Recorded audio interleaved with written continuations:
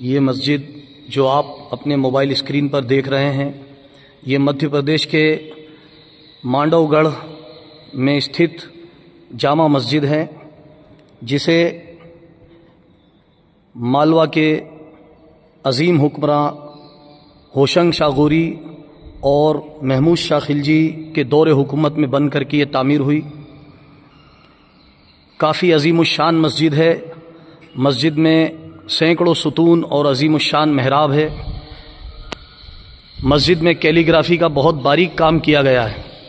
یہ آپ اس کی دیواروں پر جو نقاشی دیکھ رہے ہیں قرآن پاک کی آیت کو لکھا گیا ہے، اور آپ دیکھیے محراب کے اوپر یہ جو نقاشی ہے کافی باریک کام کیا گیا ہے۔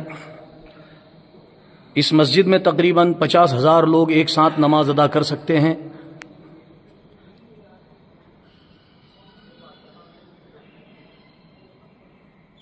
مالوا کی حکومت جو کہ 1401 سے 1562 تک قائم رہی، سلطان ہوشنگ شاہ غوری جنہوں نے 1406 سے لے کر 1435 عیسوی تک راج کیا، اور سلطان محمود شاہ خلجی جنہوں نے 1436 سے لے کر 1469 تک مالوا میں حکومت کی ہے، اور ان کے دور میں مالوا کے اندر عظیم الشان عمارتیں تعمیر ہوئی ہیں۔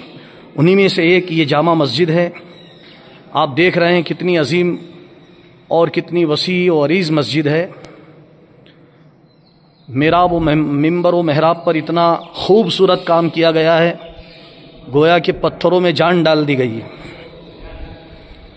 مسجد کے دروازے پر ایک کتبہ بھی لگا ہوا ہے، اور آپ دیکھ رہے ہیں اس کا جو ممبر ہے، یہ ممبر دلی کی جامع مسجد میں بھی اس طرح کا ممبر نہ ہوگا۔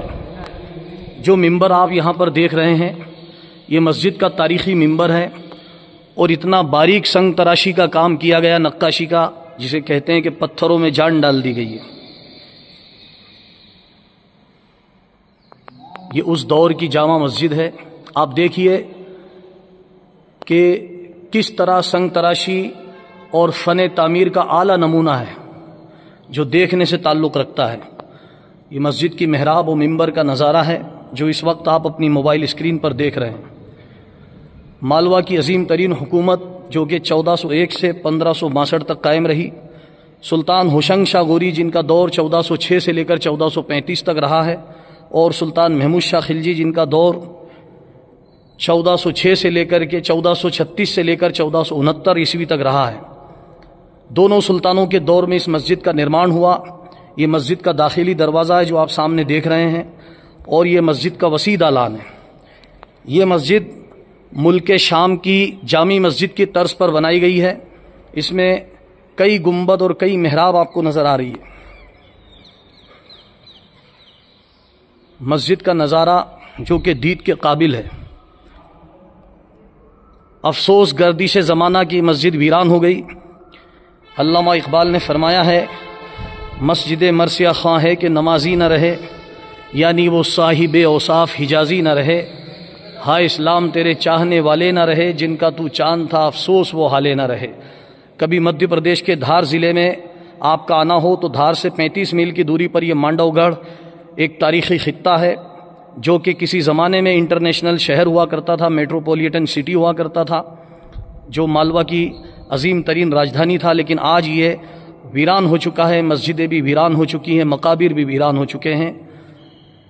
اسی لیے کہا گیا ہے کہ زندگی نام رکھ دیا کس نے، موت کا انتظار ہے دنیا، عمر برق شرار ہے دنیا، کتنی بے اعتبار ہے دنیا۔